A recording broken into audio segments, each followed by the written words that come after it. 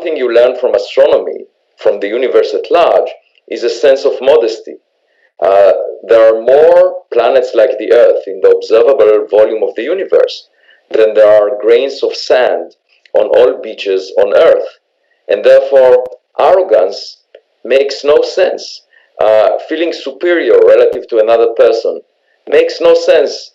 And we are such a small piece of the big picture, and the philosophical view of that big picture is what gives me the underlying humility with which we examine and wonder about the world. And what we know in science is just an island in an ocean of ignorance. And so we should always allow for nature to educate us when we see something that we didn't expect, anomalous. Most people prefer to stay in their comfort zone and just say, well, it's probably nothing interesting.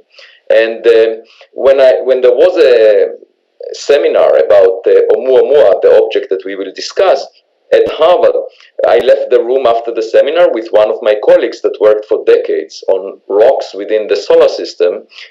And he said, Oumuamua is so weird, I wish it never existed. And to me, that was appalling, because a scientist should welcome new anomalies, because that's our way of finding something completely new, discovering something new. And if you're not ready to discover something new, you will never discover it.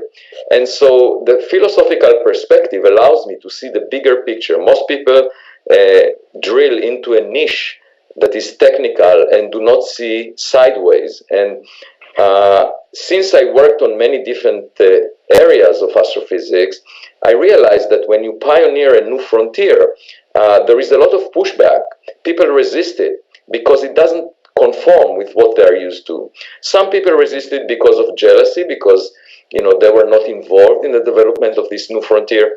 But ultimately, it's the evidence, the fact that nature gives us clues that make this frontier exciting. And when I wrote the book, I told the publisher, if I manage to convince one kid somewhere in the world to become a scientist as a result of reading my book, I will be satisfied.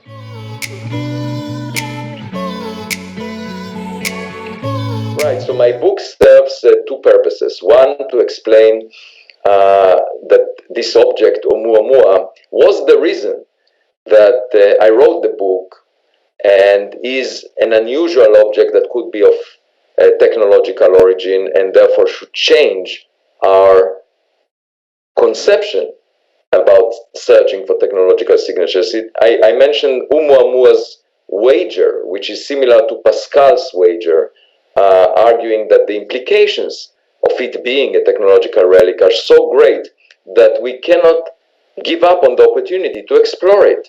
This is something that we must find out. Are we alone? Are we the smartest kid on the block? And one way to find out is by investigating all the objects that enter into our backyard from the street. And once we find out that we are not alone and that we might not be the smartest kid on the block, there would be huge implications to humanity. This is the biggest discovery that we can make.